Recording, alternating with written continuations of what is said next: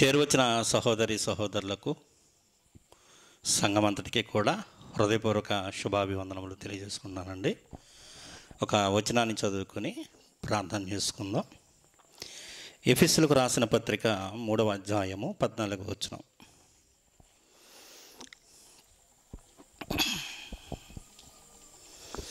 ఎఫెసీయులకు రాసిన పత్రిక 3వ అధ్యాయము 14వ వచనం.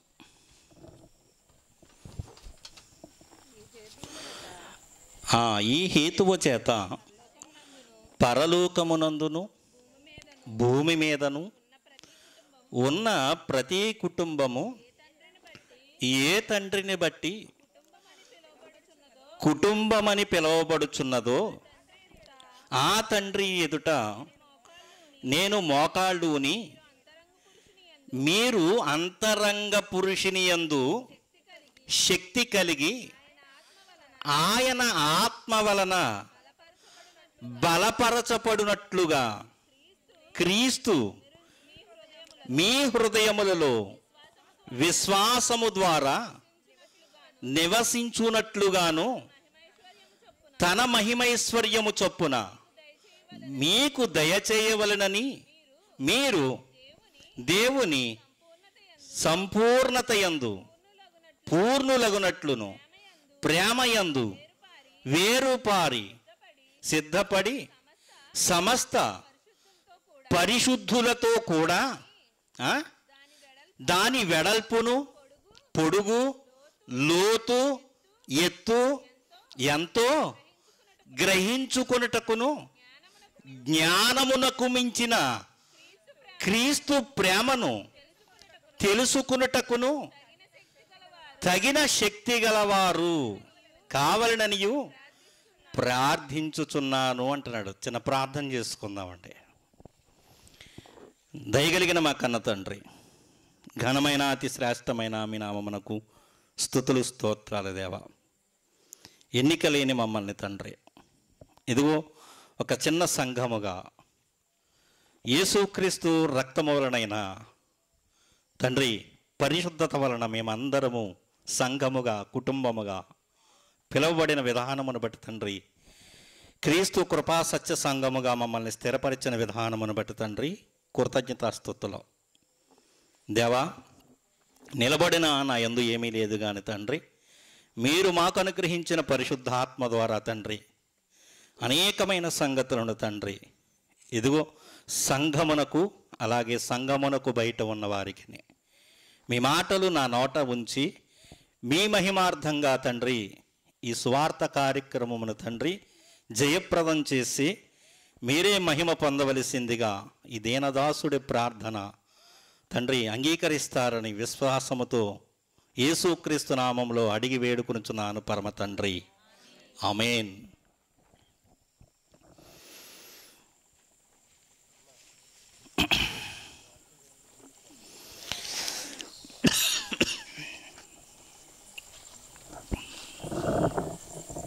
వీడియో పెట్టాను. మనం చదువుకున్న వాక్య భాగాలలో దేవుడు రాయించిన ప్రతి ఒక్క విషయం మనకి అర్థం కావాలి అంటే ఆయన మనకు అనుగ్రహించిన పరిశుద్ధాత్ముడు మనలో పనిచేస్తూ ఉండాలి. ఆ పరిశుద్ధాత్ముడు ఉన్నాడనే సంగతిని చాలామంది మరిచిపోయి సంఘాలలో జీవిస్తూ ఉన్నారు. మేమే మాత్రం మంచివారమని మాలో పరిశుద్ధాత్ముడు ఉంటాడని భావజాలంతో ఉంటున్నారు. మనం చేసిన క్రియల వలన కాదు, లేక మన జ్ఞానం చొప్పున కాదు, దేవుడు మనల్ని ఆశీర్వదించింది యేసుక్రీస్తునందు మనకి నిత్య జీవం ఇవ్వాలని తలంపుతో ఆయన దయా సంకల్పము చొప్పున క్రీస్తు యేసునందు మనల్ని అందరినీ దేవుని బిడ్డలుగా అంగీకరించడానికి ఆయన ఇష్టపడిన విధానమును బట్టి దేవుణ్ణి మనం ఎల్లప్పుడూ స్తుతిస్తూ ఉండాలి.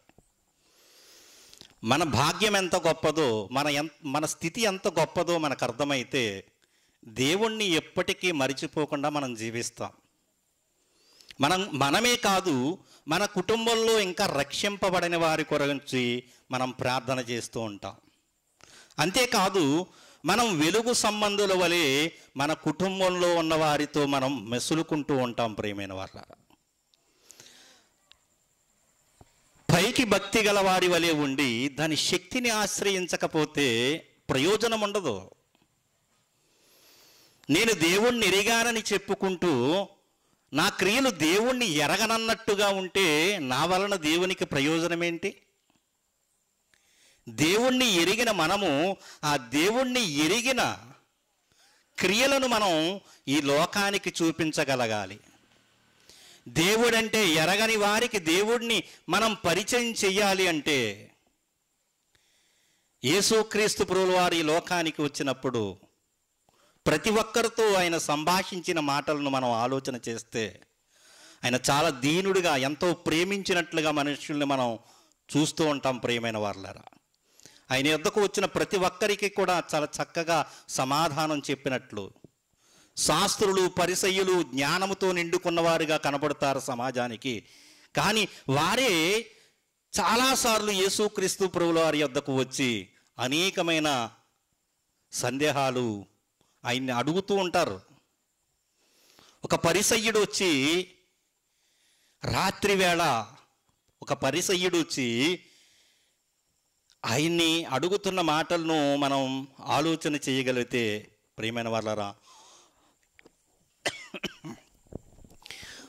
అసలు ఈ విషయాలు ఆయనకి తెలియదా అన్నట్లుగా మనకు అర్థమవుతూ ఉంటాయి. మనం ఆలోచన చేయవలసింది, ఒకసారి మనం చదువుకున్న వాక్యంలోనికి మళ్ళీ ఒక్కసారి ఆ మాటలను ఒక్కసారి చూసుకుని ముందుకు వెళదాం. ఎఫెసీయులకు రాసిన పత్రిక 3వ అధ్యాయము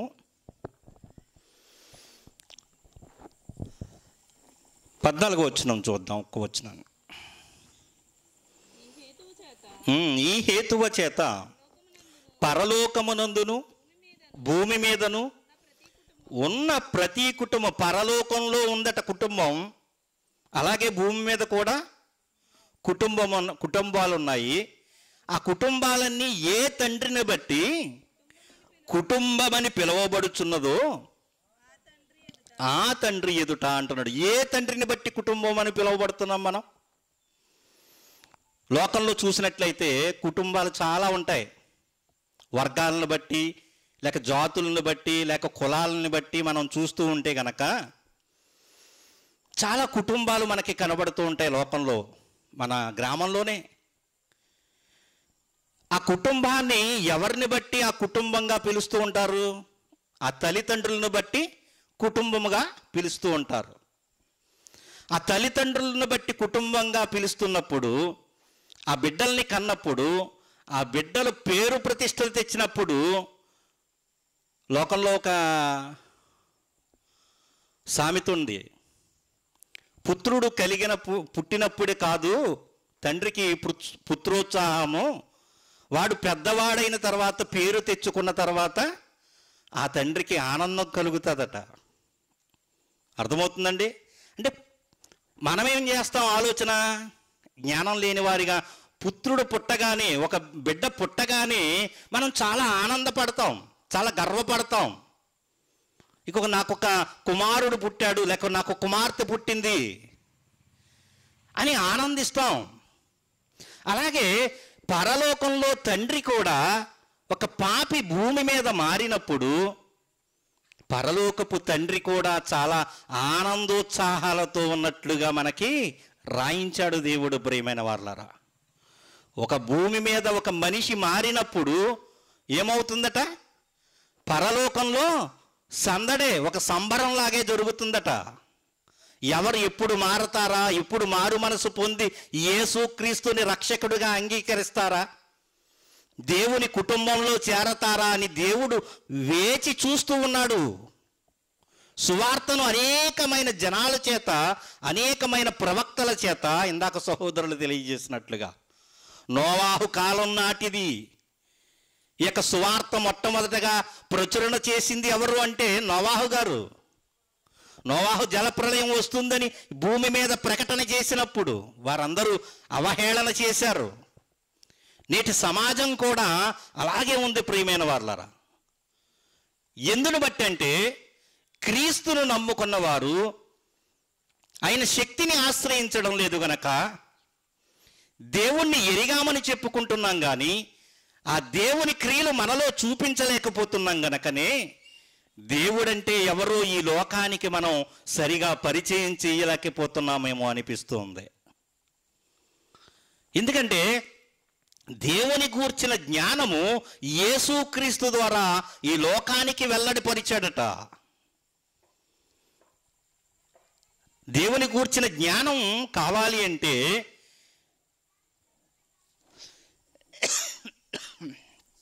కొరింథీయులకు రాసిన 2వ పత్రిక 4వ అధ్యాయం అనుకుంటున్నాను, ఒకసారి చూద్దాం. కొరింథీయులకు రాసిన చూస్తాం.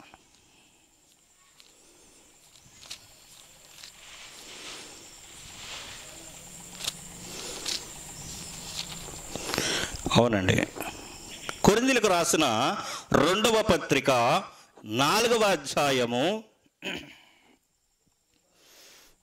8 ఎన్నో వచనం చూడండి, 5 6వ వచనం చూడండి అమ్మా.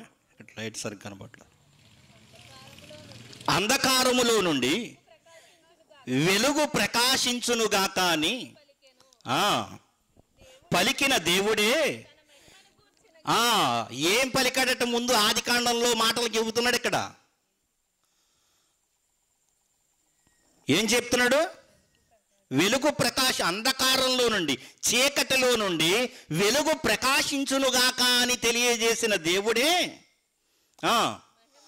తన మహిమను గూర్చి, అంటే తన గొప్పతనాన్ని గురించి, పరలోకంలో ఉన్న దేవుణ్ణి ఎవరూ చూడలేదు గనక ఆ పరలోకంలో ఉన్న తండ్రి నీ గూర్చిన గొప్పతనాన్ని గురించి, శక్తిని గురించి, ఆయన మహిమను గురించి ఎవరి ద్వారా తెలియజేయాలనుకుంటున్నాడు ఈ లోకానికి?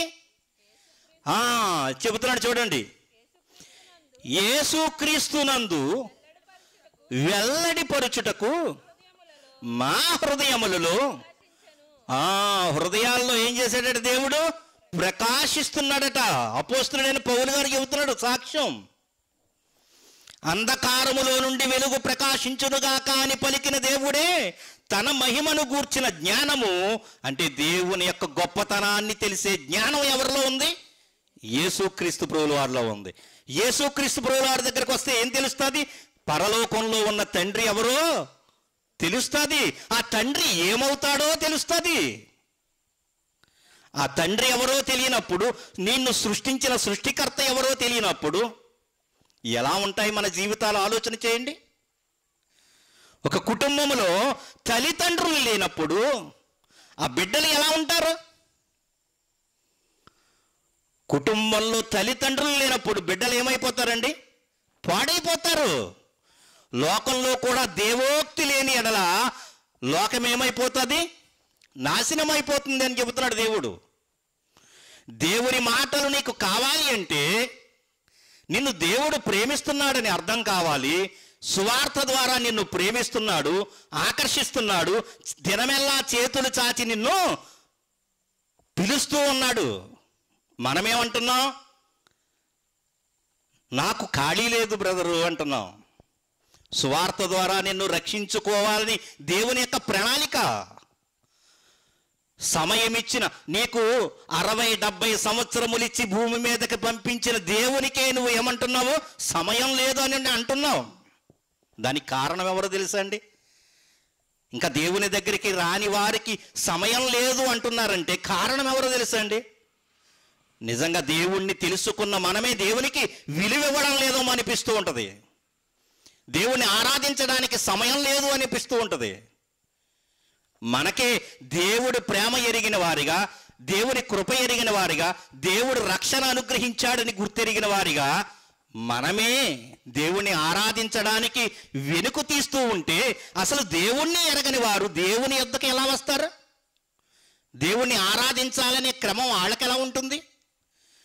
వారు అపవాది చేతిలో ఉన్నారు. ఆ అపవాది బంధకాలలో నుంచి విడిపింపబడాలి అంటే సువార్త ఆ సంఖ్యలను తెంపుతుంది. ప్రియమైన వాళ్ళారా, యేసుక్రీస్తు ప్రభువు వారు ప్రతి పట్టణానికి, ప్రతి పల్లెకు వెళ్ళాడు. ఏమన్నాడు తెలుసా ఆయన? ఇదిగో నేను సువార్తను ప్రకటించడానికి, దేవుని రాజ్య సువార్తను ప్రకటించడానికే ఈ లోకానికి వచ్చాను. పగలు ఉన్నంత వరకు సువార్తను ప్రకటించాడు ఆయన. రాత్రి అయ్యేసరికి దేవునితో ప్రార్థన చేయడానికి, దేవునితో గడపడానికి ఆయన చూస్తూ ఉండేవాడు. ప్రియమైన వాళ్ళారా, ఆయన యొక్క జీవితాన్ని మనం చూస్తే కనుక సువార్తల్లో ఆయన పని ఎక్కడా ఖాళీ ఉన్నట్టే మనకి కనబడదు. సమరయ స్త్రీకి ఏం చేశాడు ఆయన? సువార్తను ప్రకటించాడు. ఆ సువార్త ఏ సమయాన్ని ప్రకటించాడు? మిట్ట మధ్యాహ్నం వేళ. ఒకే ఒక ఆమె ఉంది. ఎక్కడ? బావి యొద్ద ఉంది. ఆవిడికి దేవుని మాటలు అవసరమని తెలుసు యేసుక్రీస్తు ప్రభువు వారికి. కనుక ఏం చేశాడు? మిట్ట మధ్యాహ్నం ఆ బావి యొద్దకు చేరి, అమ్మా నీకు ఏమి కావాలి? నీకు చేదు కొనకుండునట్లుగా, నీకు మళ్ళీ దాహం వేయకుండా ఉండాలంటే నా దగ్గర జీవజలాలు ఉన్నాయి. ఆ జలాలు నీకు కావాలంటే నువ్వు ఇంటికి వెళ్ళి నీ భర్తను తీసుకురమ్మని చెప్పాడు.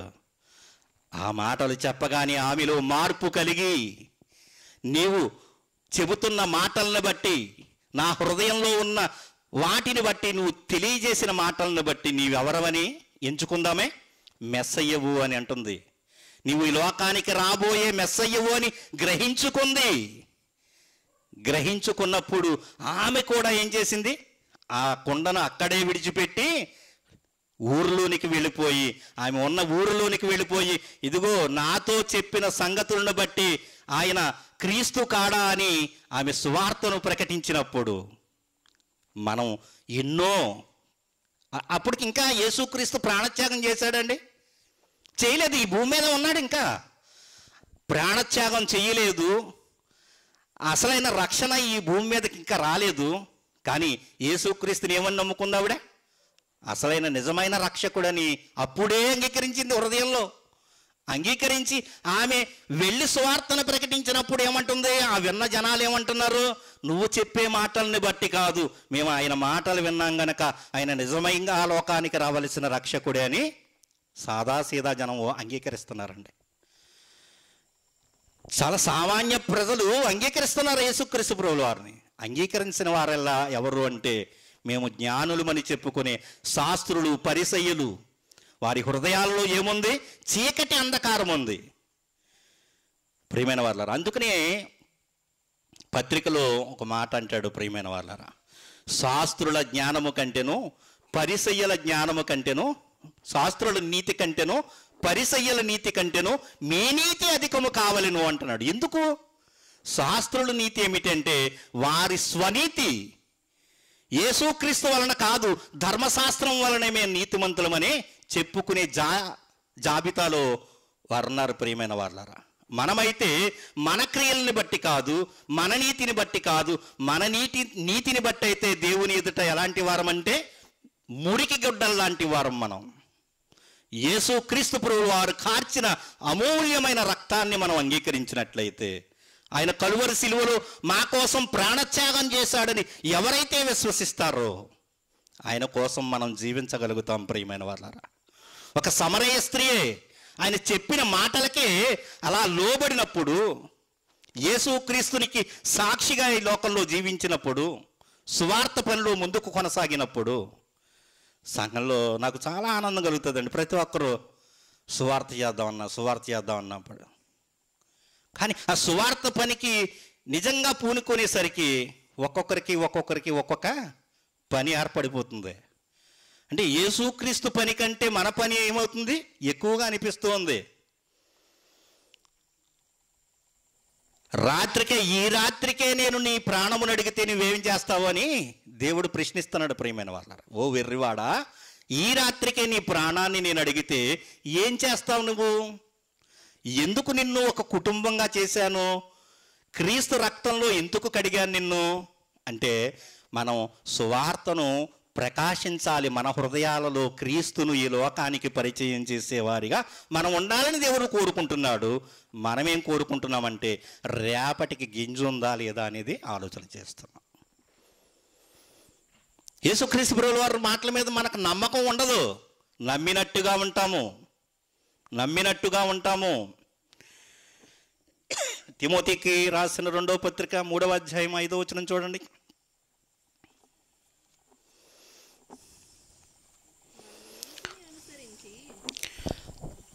తిమోతికి రాసిన 2వ పత్రిక 3వ అధ్యాయము 5వ వచనం.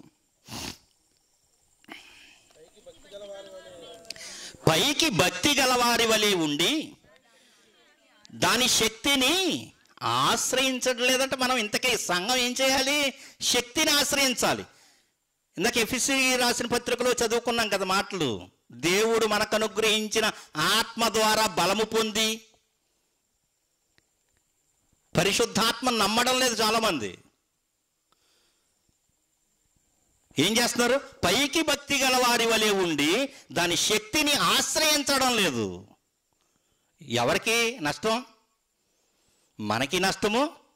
టోటల్గా ఆలోచిస్తే దేవుని కుటుంబానికి నష్టమే, పరలోకంలో ఉన్న తండ్రికి బాధ. ఎందుకయ్యా వీరి కోసమా నువ్వు ప్రాణత్యాగం చేసిందని యేసుక్రీస్తుని ప్రశ్నిస్తాడు ఆయన. ఇలాంటి విశ్వాసం లేని వారి కొరక అని వాపోతాడు. ప్రియమైన వాళ్ళారా, ఎందుకు ప్రాణత్యాగం చేశాడో మనకి అర్థం కాకపోతే యేసుక్రీస్తుని అంగీకరించామని చెప్పుకుంటున్నాం, కానీ ఆయన పనికి పూనుకోలేకపోతున్నాము. ఆయన పని చేయడం సెకండరీ అండి. రెండోది అది. ముందు చేయవలసింది ఏమిటంటే యేసుక్రీస్తుని అంగీకరించిన వారు ఏం చేయాలంటే ఆదివారం తప్పనిసరిగా దేవుణ్ణి ఆరాధించడానికి క్రమం తప్పకుండా ముందుగా రావాలి. ఎప్పుడైతే వస్తూ ఉంటామో, దేవుని మాటల చేత మనం బలపడతామో, అప్పుడు సువార్త పని ఎలా చేయాలో, ఎలా జ్ఞానంగా దేవుని మాటలు ఈ లోకానికి తెలియజేయాలో, ఒక మనిషి అపవాది చేతుల్లో ఉన్నవాడిని విడిపించడం చాలా కష్టమండి. చాలా కష్టం. అపవాది చేతుల్లో ఉన్నవాడిని విడిపించడం అనేది చాలా కష్టం. గెరాసేనుల దేశంలో ఒక యవ్వనస్తుడు ఉన్నాడు. ప్రియమైన వాళ్ళారా, ఆ యవ్వనస్తుడు దేని చేత బంధింపబడ్డాడు? ఎక్కడ నివాసం చేస్తున్నాడు? సమాధుల్లో నివాసం చేస్తున్నాడు. సంకెళ్ళ చేత బంధిస్తున్నారు, కానీ వాటిని తుత్తినీయుడుగా చేసేస్తున్నాడట. కానీ యేసుక్రీస్తు ప్రభువుల వారు వచ్చినప్పుడు ఏం చేశాయి? వాళ్ళలో ఉన్న ఆ దెయ్యాలన్నీ కూడా, ప్రభువా, దేవుని కుమారుడా, నీకు ఇంకా సమయం రాలేదు కదా, ఎందుకయ్యా మమ్మల్ని ఏం చేద్దామని వచ్చావు నువ్వు అని ప్రశ్నిస్తున్నారా? అపవాది బలాన్ని మనం తక్కువగా అంచనా వేస్తున్నాం. అపవాది చేతిలో ఉన్న బిడ్డలను, లేక అపవాది చేతిలో ఉన్న ప్రజలను రక్షించవలసింది బాధ్యత ఎవరి మీద ఉందంటే, ఇదిగో సువార్త ప్రకాశంగా మనం ప్రకాశించి దేవుని నామాన్ని మహిమపరిచేవారిగా మనం ఉండాలి. ప్రియమైన వారు, మనకే దేవుని ప్రేమ అర్థం కానప్పుడు, మనమే దేవుని క్రియలు చేయలేనప్పుడు మన కుటుంబాన్ని కాపాడుకోలేం, మన ఇరుగు పొరుగు వారిని కాపాడుకోలేం. మనకు రక్షణ విలువ అర్థమైతే, మనం దేవుని కుటుంబం అని ఎప్పుడైతే మనకు అర్థమవుతుందో క్రీస్తు యొక్క ప్రేమ లోతు ఎత్తు ఒకసారి చూద్దాం రండి. అక్కడికి మొట్టమొదటిగా చదువుకున్న మాటల దగ్గరికి, ఎఫెసీ పత్రిక. ఇది తెలియక చాలామంది మాట్లాడుతున్న మాటలు ఏమిటి అంటే, ఎఫెసీయులకు రాసిన పత్రిక 3వ అధ్యాయము 14వ వచనం కాడి నుంచి చూడండి. ఈ హేతువు చేత పరలోకమందును భూమి మీదను ఉన్న ప్రతి కుటుంబము ఏ తండ్రిని బట్టి కుటుంబం అని పిలువబడుచున్నదో ఆ తండ్రి ఎదుట నేను మోకాళ్ళుని, మీరు అంతరంగ పురుషుని యందు శక్తి కలిగి. మీరు అంతరంగ పురుషుని యందు శక్తి ఎప్పుడు కలిగి ఉంటారు? ప్రతి ఆదివారము మందిరానికి వచ్చినప్పుడు. ప్రతి ఆదివారం మందిరానికి వస్తే ఏమవుతుంది? మీ అంతరంగ పురుషుని యందు శక్తి కలిగిన వారుగా ఉంటారు. చదవం. ఆయన ఆత్మ వలన బలపరచబడినట్లు. ఎలా బలపడతాం మనం? దేవుని వాక్యం వలన, ఆయన మనకు అనుగ్రహించిన పరిశుద్ధాత్మ వలన బలపడతాయి మన విశ్వాసాలు. మనం దేవునిలో జీవించగలుగుతాం, అనేకులకు సువార్తను ప్రకటించగలుగుతాం. ఇంకా క్రీస్తు మీ హృదయములలో విశ్వాసము ద్వారా విశ్వాసం ద్వారానే నివసించాలి. తన మహిమైశ్వర్యము చొప్పున మీకు దయచేయవలెననియు మీరు దేవుని సంపూర్ణత యందు పూర్ణులగునట్లుగా ప్రేమ యందు వేరుపారి. ఎప్పుడు వేరుపారుతాం మనం? సంఘం ప్రేమ యందు ఎప్పుడు వేరుపారుతుంది? ఒకరికొకరు ప్రతి ఆదివారం మనం కలుసుకుంటున్నప్పుడు, లేక గ్రూప్స్లో మనం ప్రార్థన చేస్తూ ఉన్నప్పుడు, అంతే కదండి. మనం ప్రేమలో ఎప్పుడు వేరుపారుతాం? మన కుటుంబంలో ఉన్న ఒక వ్యక్తి ఒక ఆడబడుచుకు పెళ్ళైపోయి అత్తారింటికి వెళ్ళిపోతుంది. వారితో ఏం చేస్తుంటాం? వారితో ఎప్పుడు ఫోన్ చేయలేదనుకోండి, వారికి ఉన్న మనకి ఉన్న రిలేషన్ ఏంటి మనకు అర్థమవుతుందా? అర్థమవదు. వారికి పుట్టిన పిల్లలు ఏమంటారు? అమ్మా, మీ అమ్మా నాన్న లేక మీ అన్నయ్య తమ్ముడు ఎప్పుడు ఫోన్ చేయరేంటి? అడుగుతారా? అడగరా? అడుగుతారు. మరి అలాంటప్పుడు మనం దేవుని కుటుంబముగా పిలువబడుతున్నప్పుడు ఆ దేవుని కుటుంబంలో ఉండవలసిన లక్షణాలు లేక గుణగణాలు మనలో ఉంటున్నాయా? మనం ఆ దేవుని ప్రేమను ఈ లోకానికి చాటగలగాలి అంటే ముందు ఏం చేయాలి? మన అంతరంగ పురుషుని యందు మనము శక్తి కలిగి ఉండాలి. బలహీనులుగా ఉంటే కొట్టేస్తాడు అపవాది. బలహీనులుగా ఉన్నవాడిని ఎవరే సైన్యంలో బలహీనులుగా ఉన్నవాడిని కొడతాడు, బలంగా ఉన్నవాడిని కొడతారా? బలహీనులుగా ఉన్నవాడిని కొట్టేస్తాడు అపవాది. ఏమోనండి, యేసుక్రీస్తుని అంగీకరించాం కానండి పరలోకం వెళ్తామో వెళ్ళమో ఏమోనండి, ఆయన మాకు తోడుగా ఉంటాడో ఉండడో అని ఆలోచన మనకు అవసరం లేదు ప్రియమైన వారులారా. ఎందుకంటే మనకు ఆదరణగా ఉండడానికి మనలోనికి ఆదరణకర్తను ముద్రగా వేశాడు. పరిశుద్ధాత్మను నీకు అభిషేకముగా చేశాడు. పరిశుద్ధాత్మను నీకు బాప్తీసం ద్వారా అనుగ్రహిస్తూ ఉన్నాడు. నీటి బాప్తీసం తెలుసండి చాలామందికి, పరిశుద్ధాత్మ బాప్తీసం తెలియదు, పరిశుద్ధాత్మ అభిషేకము తెలియదు. ఆ పరిశుద్ధాత్మను నమ్మలేకపోతున్నాం గనకనే మనం బలహీనులుగా ఉంటున్నాం. ఈ లోకంలో బలవంతులుగా మనం ఉండాలి అంటే, అపవాదిని ఎదిరించాలి అంటే, శక్తి కలిగిన వారిగా మనం ఉండాలి అంటే, మన అంతరంగ పురుషుడు బలపడాలి అంటే మనలో ఉన్న పరిశుద్ధాత్ముడిని మనము గుర్తెరగాలి. అదే చెబుతున్నాడు ఇక్కడ. చూడండి, ప్రేమయందు వేరుపారి స్థిరపడాలి. ముందుగా మన జీవితాలు క్రీస్తులో స్థిరపడితే ఒకరికి క్రీస్తుని గురించి తెలియజేయగలం. మనకే స్థిరమైన నిర్ణయాలు లేవు, మనకే స్థిరమైన విశ్వాసం లేదు. అప్పుడు మనం ఏం చేస్తాం? భార్య నమ్ముకుంటుంది, భర్త నమ్ముకోడు, భర్త నమ్ముకుంటుంది, భార్య నమ్ముకోడు. ఇవి పరిస్థితులు. కానీ దేవుడు ఏం కోరుకుంటున్నాడు తెలుసా అండి? కుటుంబాలుగా దేవుణ్ణి ఆరాధించాలని దేవుడు కోరుకుంటూ ఉన్నాడు, వ్యక్తులుగా కాదు. ఆదాముగానే ఉంచేయచ్చుగా, నరుడుగా ఒంటరిగా ఉండుట మంచిది కాదు. ఒక కుటుంబంగా ఉండాలి. ఒక వ్యవస్థను ఏర్పాటు చేసిన వాడు దేవుడు. ప్రియమైన వాళ్ళ కుటుంబాలుగా మనం దేవుణ్ణి ఆరాధించాలని దేవుడు కోరుకుంటూ ఉన్నాడు. చూడండి, స్థిరపడి సమస్త పరిశుద్ధులతో కూడా. ఇవాళ సంఘంలో ఉన్నవారు అపవిత్రులు అని ఎంచుకుంటున్నారు. ఇక్కడ ఏమంటున్నాడు? సంఘంలో ఉన్నవారందరినీ ఏమని మాట్లాడుతున్నాడు అపోస్తలుడైన పౌలు గారు? సమస్త పరిశుద్ధులు. మీరు పరిశుద్ధులు, మీరు నీతిమంతులు, మీరు నీతిమంతులుగా తీర్చబడ్డారు, దేవుని నీతిగా చేయబడ్డారు. ఎలాగా? మన నీతిని బట్టి కాదు, యేసుక్రీస్తు ప్రభువు వారు కలువరి శిలువలో కార్చిన అమూల్యమైన రక్తము. దానికి ఇంత అని వెల పెట్టలేం. అలాంటి అమూల్యమైన రక్తం పెట్టి మనల్ని కొంటే ఆరాధించడానికి సమయం లేదన్నా.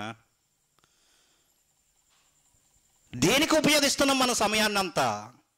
ఇదంతా మిమ్మల్ని బాధ పెట్టాలని కాదు, కానీ దేవుని సేవకునిగా మాకున్న ఆవేదన ఏమిటి అంటే, దేవుడు మనకిచ్చిన విడుదల మనకు అర్థం కానప్పుడు మనం దేవుణ్ణి ఆరాధించలేం. ప్రియమైన వాళ్ళారా, మనమే దేవుణ్ణి ఆరాధించడానికి కదలలేనప్పుడు మన ఇంటి వారికి, లేక మన చుట్టుప్రక్కల వారికి, మన బంధువర్గాలకి మనం దేవుడి గురించి పరిచయం ఏం చేయగలం? ఆదివారం వచ్చింది, పెళ్లి జరుగుతుందనుకోండి, ఆదివారం అయితే మేము రామండి పెళ్ళికి,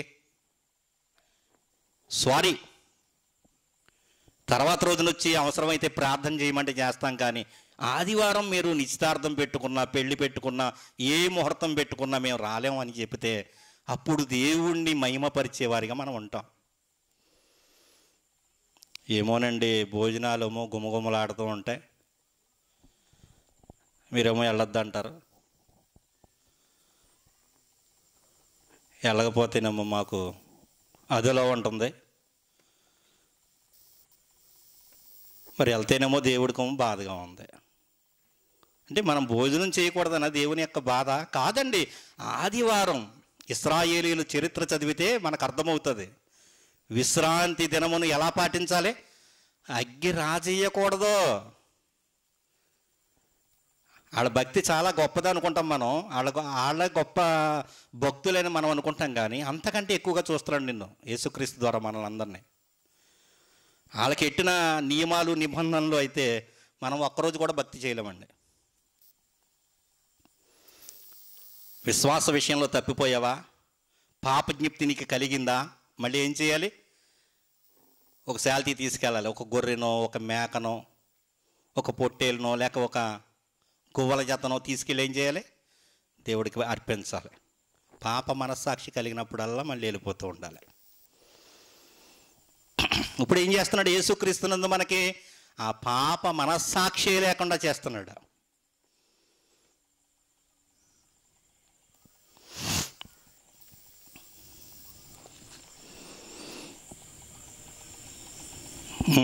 ఇక్కడ చదువుతుండండి. సంపూర్ణత యందు పురుషులగునట్లుగా ప్రేమ యందు వేరుపారి స్థిరపడి సమస్త పరిశుద్ధులతో కూడా దాని వెడల్పును, పొడుగును, లోతు, ఎత్తు. ప్రేమ యందు వేరుపారట. సమస్త పరిశుద్ధులతో కూడా ఏం చేయాలి? మనం సంఘానికి చేరి, ఇదిగో దేవుని యొక్క ప్రేమ ఎంత గొప్పదో, దేవుని కృప ఎంత ఐశ్వర్యమైనదో, మనల్ని ఎలాంటి చెరలో నుండి మనల్ని దేవుడు విడిపించాడో అని ఒకరికొకరు చెప్పుకుంటూ దేవుణ్ణి స్తుతిస్తూ ఆత్మతో సత్యముతో మనం ఆరాధించేవారిగా ఉంటే నా భర్త మారడం లేదు అని మనం స్టేట్మెంట్ ఇవ్వక్కర్లేదండి. నా భార్య మారడం లేదు, లేక నా చుట్టుపక్కల వారికి నేను సువార్త తెలియజేసిన వారు వినడం లేదు. సువార్త అయితే తెలియజేస్తాం. ఏదైనా వివాదం వచ్చినప్పుడు ఏం చేస్తాం? మన నోరు పనిచేస్తుంది. మన నోటి వెంబడి ఏమొస్తాయి? ఏమి రాకూడదు అంటున్నాడు దేవుడు? బూతులు రాకూడదు. ఉప్పు కారం తింటామండి, బూతులు రాకపోతే ఎలాగండి అంటారా? మనలో ఉన్న ఆత్మను మనం అంగీకరిస్తే, ఆ ఆత్మ ద్వారా జీవిస్తే కనుక ప్రతి ఒక్క విషయంలో మనల్ని మనం కాచుకోగలుగుతాం. ప్రియమైన వాళ్ళారా, మనల్ని మనం కాచుకోగలుగుతాం.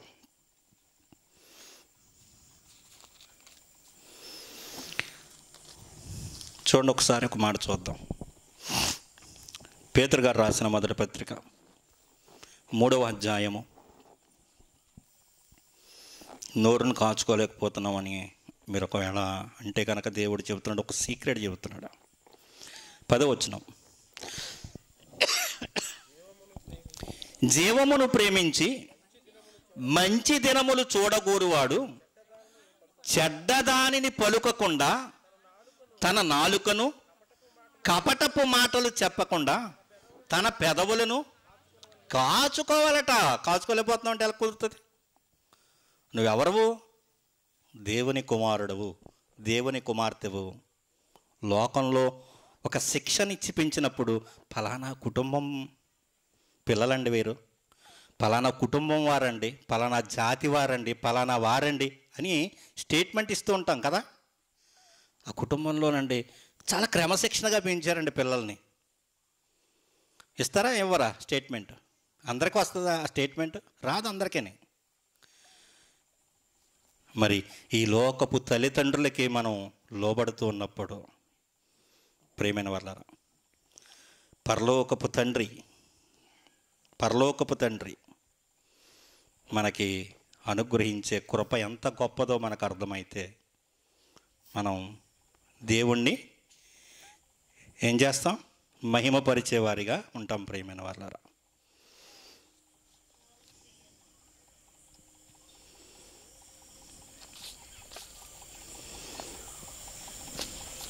ఒక మాటను చూద్దాం.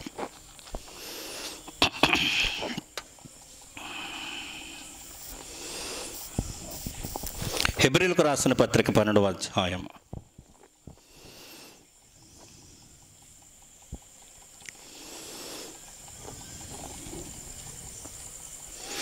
5వ వచనం కాడ నుంచి చూద్దాం.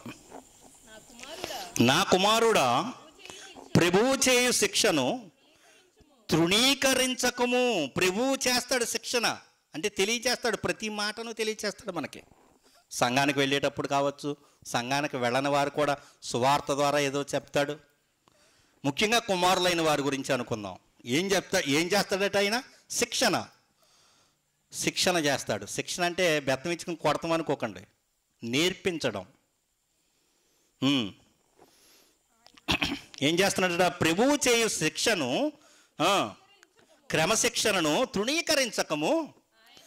ఆయన నిన్ను గద్దించినప్పుడు విసుకకు. ఏంటి ఇలా చెప్తున్నాడు తండ్రి? నా ప్రభు ఏంటి ఇలా చెబుతున్నాడు అని విసుక్కోకు నువ్వు. ఏం చేయాలట?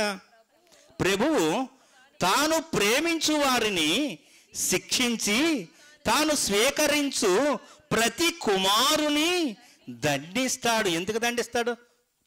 మనం మన పిల్లలకి ఏం చెబుతాం? ఇదిగో అలా వెళ్ళకు, రోడ్డు మీదకి ప్రమాదం జరుగుతుంది, వాడితో స్నేహానికి వెళ్ళకు, వాడి బుద్ధులు మంచివి కాదు. నేర్పిస్తున్నావా? క్రమశిక్షణ నేర్పిస్తున్నావా లేదా? మరి పరలోకపు తండ్రి మనల్ని ప్రేమించి చెప్పే మాటల్ని మనం ఎందుకు తృణీకరించాలి? ప్రియమైన వాళ్ళారా? చూడండి ఇంకేం చెబుతున్నాడు. అని కుమారులతో సంభాషించినట్లు మీతో సంభాషించుచు ఆయన హెచ్చరికను మరిచితిరి. కుమారుల్ని పెంచినట్లుగా, కుమారులతో సాకినట్లుగా, కుమారుల్ని ప్రేమించి చెప్పినట్లుగా చెబుతున్నాడు దేవుడి మాటలో. పరలోకంలో ఉన్న తండ్రి స్థానం ఏంటి? మనల్ని ప్రేమించి ఆయన చెబుతున్న దయగల మాటలు ఏమిటి? ఆలోచన చేయండి. ఎంత కిందకి దిగిపోతున్నాడండి ఆయన ప్రేమ అర్థం కావడం లేదు ప్రియమైన వాళ్ళారా. చాలాసార్లు చిన్నాన్నకి ఈ వారం వస్తావా తమ్ముడండి, ఈ వారం పని ఉందన్న, ఈ వారం పని ఉంది. ఆయన ప్రేమిస్తున్నాడు, మనకు అర్థం కావడం లేదు. ఇంకేం చెబుతున్నాడు చూడండి. శిక్షాఫలము పొందుటకై మీరు సహించుచున్నారు, దేవుడు కుమారులుగా మిమ్మల్ని పిలుచుచున్నాడు. తండ్రి శిక్షంపని కుమారుడెవడు? ఈ లోకంలో తల్లిదండ్రులైన వారు చిన్నపిల్లల్ని కొట్టని వారెవరు, లేక నేర్పించని వారెవరు క్రమశిక్షణను? కుమారులైన వారందరూ శిక్షలో పాలు పొందుచున్నారు, మీరు పొందని ఎడల దుర్బీజులే అంటున్నాడు, కానీ కుమారులు కాదు అంటున్నాడు. ఇంకా 9వ వచనం చూడండి. మరియు శరీర సంబంధులైన తల్లిదండ్రులు మనకు శిక్షకులై ఉండిరి, వారి యందు భయభక్తులు కలిగి యుంటిమి. అట్లయితే ఆత్మలకు తండ్రి అయిన వానికి మరి ఎక్కువగా ఏం చేయాలట? మరి ఎక్కువగా లోబడాలా, లోబడకూడదా? లోబడాలి ప్రియమైన వాళ్ళారా. ఎవరని లోబడాలి మనం? తండ్రి, ఆయన ఆత్మలకు తండ్రి. ప్రతి కుటుంబము, పరలోకంలో ఉన్న కుటుంబము, భూమి మీద ఉన్న కుటుంబాలు ఏ తండ్రిని బట్టి కుటుంబం అని పిలువబడుతున్నాయో. నేను ఈ మాట అంటే దేవుని నామానికి అవమానం వస్తుందేమో, నేను ఇలా ప్రవర్తిస్తే దేవునికి అపకీర్తి వస్తుందేమో. చాలా జాగ్రత్త కలిగి జీవిస్తాం మనం. ఎప్పుడు? మన అంతరంగ పురుషుని యందు మనం బలం కలిగి ఉన్నప్పుడు. ప్రియమైన వాళ్ళారా,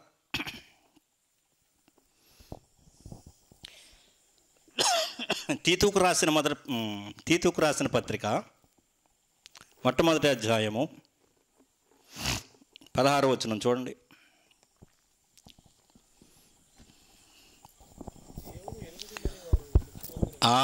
మనం సంఘంలో ఉంటూ ఏం చెప్పుకుంటాం? దేవుణ్ణి ఎరిగామని చెప్పుకుంటామట.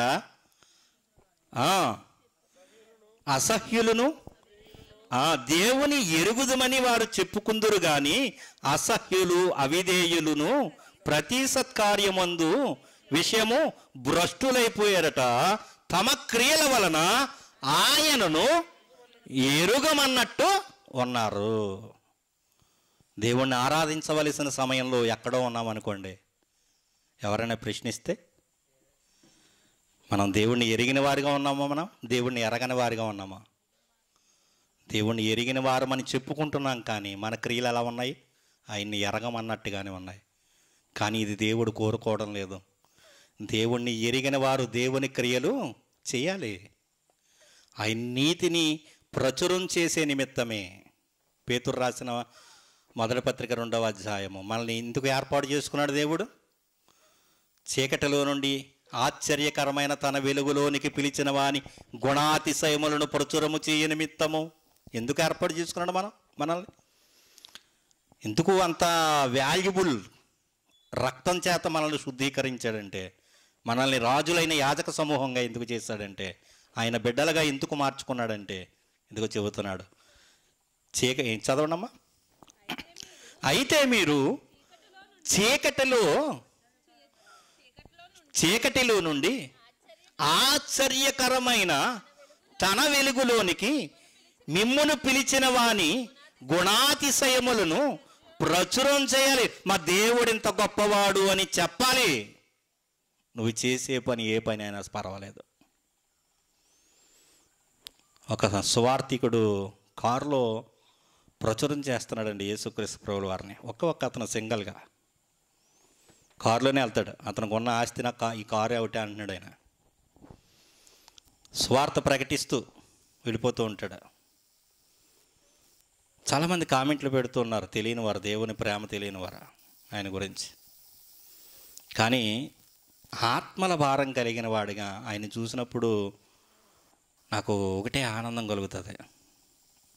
చాలా చక్కగా దేవుని స్వార్థం తెలియజేస్తున్నాడు. ఏం చేస్తాడంటే, ఎక్కడ స్టే చేస్తాడంట, ఎక్కడ వీలు లేకపోతే ఆ కారులోనే పడుకుంటూ ఉంటాడు. లేదంటే ఒక పెట్రోల్ బంక్ దగ్గర నెట్ ఒకటి కొనుక్కున్నాడు ఆయన, దోమలు కొట్టకుండా. ఆ నెట్ ఒకటి పెట్టేసుకుని అందులో పడుకుని మళ్ళీ లేచి సువార్తకి ఉదయాన్నే లేచి వెళ్ళిపోతూ ఉంటాడు. మనం అంత భారాలు కలిగిన వారం కాదు, మనం కుటుంబాలు కలిగిన వారము. మన కుటుంబాలను విడిచిపెట్టామని దేవుడు చెప్పడం లేదు, కానీ కొంత సమయాన్ని దేవుడికి మనం విలువ ఇవ్వగలిగితే, దేవుణ్ణి ఆరాధించడానికి ముందు సమయం ఇస్తే, సకల పరిశుద్ధులతో మనం కలిసి దేవుని యొక్క ప్రేమ లోతు ఎత్తు వెడల్పు మనం గ్రహించుకోగలిగితే మన భాగ్యం ఎంత గొప్పదో, నాకు దేవుడిచ్చిన రక్షణ ఎంత విలువైనదో మనం గుర్తెరిగినప్పుడే ఎదుటివారికి ఆ రుచిని చూపించగలం. మనమే రుచి ఎరగని వారుగా ఉంటే ఆ రుచిని ఎప్పుడు చూపించగలం ఎదుటివారికి? దేవుడు ప్రశ్నిస్తున్నాడు. ప్రియమైన వాళ్ళారా, ప్రశ్నిస్తున్నాడు. ఇంకా లోకంలో అనేక మంది సువార్త తెలియక, దేవుడు ప్రేమ ఎరుగక నిత్యాగ్ని దండనకి పాత్రులైపోతున్నారు. ప్రియమైన వాళ్ళారా, నిత్యాగ్ని దండనకి పాత్రలైపోతున్నారు. కానీ సంఘస్థులు, దేవుణ్ణి నమ్ముకున్నవారు కూడా నరకానికి వెళ్ళిపోతారు అనే బోధలు ఈ లోకంలో ఉన్నాయి. తెస్సలోనీయులకు రాసిన మొదటి పత్రికలో ఒక మాట చూసుకుని ఉగ్రతలో ఉన్నామా లేదా అనేది చూసుకొని ముగించుకుందాం. తెస్సలోనీయులకు రాసిన మొదటి పత్రిక 5వ అధ్యాయము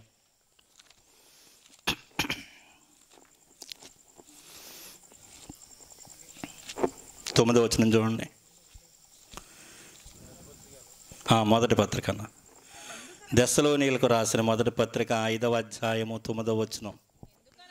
ఎందుకనగా మన ప్రభువైన యేసుక్రీస్తు ద్వారా రక్షణ పొందుటకే దేవుడు మనలను నియమించెను గాని ఉగ్రత పాలగుటకు నియమించలేదు. మనము మేలుకొని ఉన్నను నిద్రపోవుచున్నను తనతో కూడా జీవించు నిమిత్తము ఆయన మన కొరకు మృతి పొందెను. ప్రియమైన వాళ్ళరా, ఇంకేం చెబుతున్నాడు?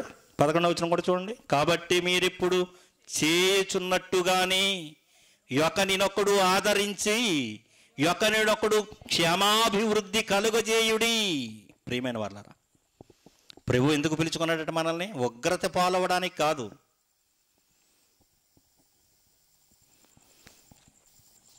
కానీ లోకం మట్టుకి ఉగ్రత పాలులో ఉంది అని దేవుని మాటలు తెలియచేస్తూ ఉన్నాయి. ప్రియమైన వాళ్ళారా, రోమీలకు రాసిన పత్రిక మనం కూడా ఉగ్రతలో ఉన్నాము అనుకుంటున్నారు. రోమీలకు రాసిన పత్రిక 1వ అధ్యాయము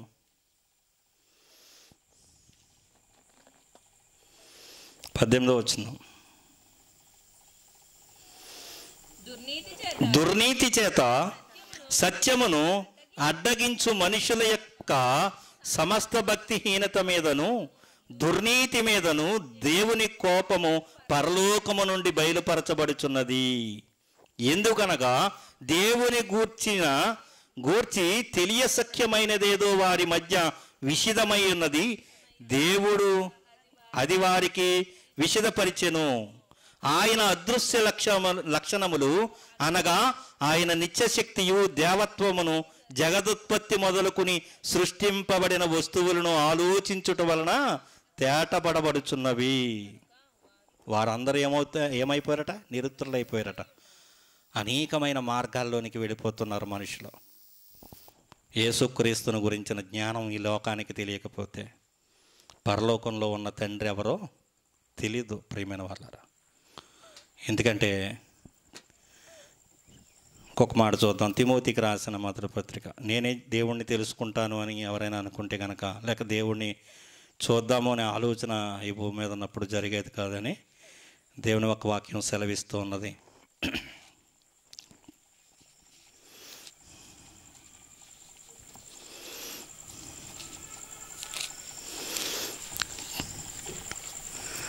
తిమోతికి రాసిన మొదటి పత్రిక 5వ అధ్యాయము 6వ అధ్యాయము దేవుడు ఎలా ఉన్నాడో ఇక్కడ తెలియజేస్తున్నాడు. ప్రియమైన వాళ్ళ, తిమోతికి రాసిన మొదటి పత్రిక 6వ అధ్యాయం 16వ వచనం.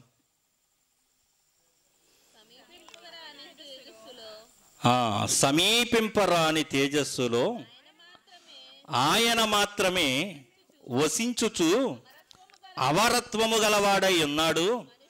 మనుషులలో ఎవడును ఆయనను చూడలేదు, ఎవడును చూడనేరడు. ఆయనకు ఘనతయు శాశ్వతమైన ప్రభావము కలుగునుగాక. దేవుణ్ణి ఎవరో చూడలేదండి లోకంలో. ఆయన్ని కనపరచడానికి లోకానికి వచ్చాడు యేసుక్రీస్తు ప్రభువారు. సమరయ స్త్రీతో మాట్లాడుతూ, ఇదిగో పరలోకంలో ఉన్న తండ్రి ఎవరో తెలుసా?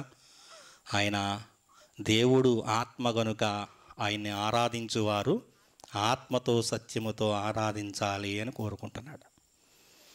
ఏదో ఒక రూపాన్ని పెట్టుకుని ఏదో మనకి ఇష్టం వచ్చిన ప్రతి దానిలోనూ దేవుణ్ణి వెతుక్కుంటున్నామని చెప్పేవాళ్ళు ఉన్నారు ఈ లోకంలో. కానీ దేవుడు దృశ్యుడు కాదు, కనిపించేవాడు కాదు, ఈ మట్టి కళ్ళకు కనిపించేవాడు కాదు. అమరత్వం కలిగిన వాడిగా ఆయన ఒక్కడే వసించుతున్నాడంట పరలోకంలో. నీ కొరకు నా కొరకు సువార్తని లోకానికి పంపించాడు. ఈ సువార్త ద్వారా మనం రక్షణ పొందకపోతే మనకి నిత్యాగ్ని దండన ఉందని దేవుడు తెలియచేస్తూ ఉన్నాడు. యేసుక్రీస్తు ప్రభువుల వారి గురించి యోహాను ఏం చెబుతున్నాడు? నా వెనుక వచ్చువాడు ఏం చేస్తాడని చెబుతున్నాడు? పరిశుద్ధాత్మలో బాప్తీసం ఇస్తాడు. ఆయన మాటలు అంగీకరించిన వాడికి అగ్నిలో కూడా బాప్తీసం ఇస్తాడు ఆయన. పరిశుద్ధాత్మలో బాప్తీసం మంచిదా, అగ్నిలో బాప్తీసం మంచిదా? పరిశుద్ధాత్మలో బాప్తీసం మంచిది. ఈ భూమి మీద ఉండగా దేవుణ్ణి అంగీకరిస్తే, ప్రభువు చెంతకు వస్తే, ప్రభువు పరిశుద్ధాత్మతో మనల్ని అభిషేకిస్తాడు, ఆయన బిడ్డగా చేసుకుంటాడు, పరలోక వారసుడిగా మనల్ని చేసుకుంటానని వాగ్దానం చేసి లోకాన్ని పంపించాడు. యోహాను సువార్త 3:16 ఒక మాట చూసుకుని ముగించుకుందాం. దేవుడు లోకమును ఎంతో ప్రేమించెను కాగా తన అద్వితీయ కుమారునిగా పుట్టిన వాని యందు విశ్వాసముంచు ప్రతి వాడును నశింపక, అంటే ఆయన్ని విశ్వసించే ప్రతివాడు ఏమవ్వాలట? నశించకూడదట,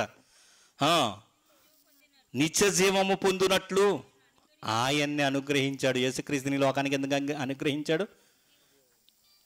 నరకానికి ఏ ఒక్కరు వెళ్ళిపోవడం ఇష్టం లేదు, నిత్యాగ్ని దండానికి వెళ్ళిపోవడం ఇష్టం లేదు.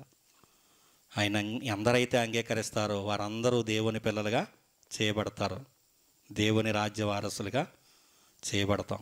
ఇది మనం ధనం ఖర్చు పెట్టక్కర్లేదు, ఏమీ చేయక్కర్లేదు, కానీ యేసుక్రీస్తు నా పాపాల కొరకు మరణించాడు అని నోటితో ఒప్పుకుంటే చాలు, ప్రార్థన చేసి ప్రభువుని అంగీకరిస్తే పరలోకాన్ని ఇవ్వడానికి సిద్ధంగా ఉన్నాడు. అలాంటి పరలోకాన్ని మనం పోగొట్టుకోకూడదు. ఎందుకంటే పరలోకం చాలా గొప్పది, నిత్యము జీవింపచేసేది.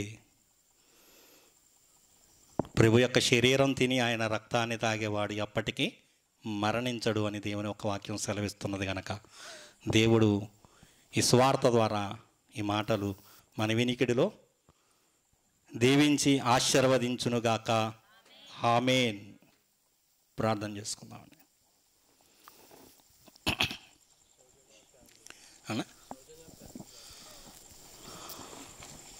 ప్రార్థన చేసుకుందాం. దయగలిగిన మా కన్న తండ్రి, ఘనమైన అతి శ్రేష్టమైన మీ నామమునకు స్తుతులు స్తోత్రాలు దేవా. ఇదిగో పరలోకమునందును భూమి మీదను ఏ తండ్రిని బట్టి కుటుంబాలుగా పిలువబడుతున్నవో తండ్రి, ఇదిగో యేసుక్రీస్తు ప్రభుల వారి యొక్క రక్తము ద్వారా తండ్రి మమ్మల్ని మీ కుటుంబంలో ఒక సభ్యునిగా లేక ఒక కుమారునిగా మమ్మల్ని చేర్చుకున్నందులకు మీకే స్తుతులు స్తోత్రాలు దేవా. ఇది మేమేదో ఇచ్చి కొనుక్కున్నది కాదు కానీ తండ్రి, ఈ నిత్యత్వము, ఈ నిత్య జీవము తండ్రి మీ కుమారుని ద్వారా మీరు మాకు ఉచితంగా అనుగ్రహించారు.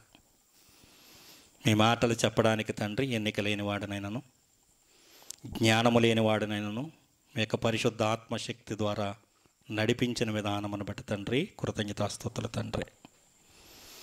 ఇదిగో సహోదరులు తండ్రి, సహోదరిమణులు కుటుంబాలు తండ్రి, నీలాపు వారి కుటుంబాలు తండ్రి, అలాగనే సంగమునకు నడుస్తున్న కొన్ని కుటుంబాలు తండ్రి, ఇంకా మీ ప్రేమ అర్థం కాక మిమ్మల్ని ఆరాధించడానికి తండ్రి ఇంకా వెనక్కు తీస్తున్నారా, సమయం లేదని చెబుతున్నారా, ఏ కారణమో చెప్పడానికి వీల్లేదు దేవా. మీరు మాకు ఇచ్చిన భాగ్యం ఎంతో గొప్పదో అర్థమైతే మేము వెనక్కు తీయక మిమ్మల్ని ఆరాధించడానికి ప్రతి ఆదివారం సన్నిధికి చేరుతుంటాం. అందరినీ ఆత్మయందు తండ్రి బలపరచండి. మేము క్రీస్తు వారమని చెప్పుకుంటూ అట్టి క్రియలు లేని వారమైతే తండ్రి మిమ్మల్ని సిగ్గుపరిచేవారిగా మేము ఉంటామని తెలియజేస్తున్నారు దేవా. అట్టి వారిగా కాక తండ్రి మిమ్మల్ని మహింపరిచేవారిగా ఉండే కుటుంబాలుగా మమ్మల్ని అందరినీ దీవించి ఆశీర్వదించమని, మరి ముఖ్యంగా తండ్రి సౌజన్య కుటుంబాన్ని బట్టి తండ్రి మీ సన్నిధిలో ప్రార్థిస్తున్నానయ్యా. వారి భర్తను బట్టి తండ్రి ప్రసాద్ని బట్టి మీ సన్నిధిలో ప్రార్థిస్తున్నాను. కుమారుని జ్ఞాపకం చేసుకోండి తండ్రి, అపవాది బంధకాల్లో ఉన్నాడు, మీ రాజ్య వారసులుగా చేయండి తండ్రి. అపవాది చేతిలో నుంచి విడిపించి తండ్రి రక్షణ భాగ్యమును అనుగ్రహించి మీరే మహిమ పొందమని తండ్రి. చెల్లాయి శ్రీలేఖను బట్టి మీ సన్నిధిలో ప్రార్థిస్తున్నాను తండ్రి. వారి భర్త శ్రీనివాసుని బట్టి దేవా కృపను అనుగ్రహించండి. కొన్ని వారాలు నడిచాడు సన్నిధికి దేవా. మీ ప్రేమ అర్థం చేసుకుని ప్రతి ఆదివారం తండ్రి మీకు సమయం ఇచ్చే బిడ్డలుగా ఉండే భాగ్యమును అందరికీ అనుగ్రహించమని, ఈ యొక్క స్వార్థ కూడిక జరగడానికి తండ్రి సంఘములో సహోదరులు సురేష్ గారిని బట్టి తండ్రి మీ సన్నిధిలో ప్రార్థన చేస్తున్నామయ్యా. మీ కుమారుడికి కలిగిన ఆసక్తిని బట్టి అలాగే శ్రీనన్నను బట్టి కుటుంబాలను దీవించండి, ఆశీర్వదించండి తండ్రి. సురేష్ తమ్ముడిని బట్టి మీ సన్నిధిలో ప్రార్థన చేస్తున్నాము. చెల్లాయి గంగను బట్టి వారికి గర్భఫలాలను అనుగ్రహించండి తండ్రి. తండ్రి నీలాపు కృష్ణవేణిని బట్టి మీ సన్నిధిలో ప్రార్థన చేస్తున్నామయ్యా. మీరే కృప చూపించండి. వారి కుమారుడు దేవాలో జరిగిన విషయాలను బట్టి తండ్రి మీరే కృప చూపించి విడుదలను అనుగ్రహించండి. దేవా మీ సన్నిధికి నడిపించండి. ఆ కుటుంబం మీలో ఎదిగే భాగ్యమును అనుగ్రహించి మీరే మహిమ పొందమని తండ్రి వెంకటరావు గారి కుటుంబాన్ని బట్టి తండ్రి మీ సన్నిధిలో ప్రార్థన చేస్తున్నాం. వారి చిన్న కుమారుడిని బట్టి అలాగే సత్యనారాయణని బట్టి సావిత్రిని బట్టి మీ సన్నిధిలో ప్రార్థన చేస్తున్నాం. తమ్ముడు సత్యనారాయణ కూడా తండ్రి సన్నిధికి నడిపించండి. తమ్ముడు చిన్నతో తండ్రి ఎన్నో మార్లు తండ్రి మీ మాటలు చెప్పి సన్నిధికి నడిపించాలని తెలియచేస్తుండగా మీ సన్నిధి ఎక్కడైనా పర్వాలేదు తండ్రి, సంగమునకు చేరడానికి తండ్రి మంచి మనస్సు నా బిడ్డకు అనుగ్రహించి మీరే మహిమ పొందమని తండ్రి ఈ యొక్క శబ్దయంత్రం ద్వారా తండ్రి అందరైతే ఈ మాటలు విన్నారో మేము దేవుని కుటుంబమని, దేవుని కుటుంబంలో ఒక పాత్రలుగా ఉన్నామని, బిడ్డలుగా చేయబడ్డామని, మేమందరము దేవుని మహిమాత్మే తండ్రి జీవిస్తున్నామని ప్రతి ఒక్కరూ ఈ సత్యాన్ని అంగీకరించి ఆత్మలో బలము పొంది విశ్వాసంలో స్థిరులుగా ఉంటూ మిమ్మల్ని మహింపరిచే బిడ్డలుగా ఉండే భాగ్యం మనం అందరికీ అనుగ్రహించమని తమ్ముడు నాగరాజుని బట్టి వారి కుటుంబాన్ని బట్టి కూడా సన్నిధిలో ప్రార్థన చేస్తున్నానయ్యా. కృప చూపించండి తండ్రి. మీ యొక్క పరిశుద్ధ ఆత్మ సహాయం ద్వారా సత్య సంగతులను గ్రహించుకునేలాగన కుటుంబాన్ని దీవించి ఆశీర్వదించమని తండ్రి.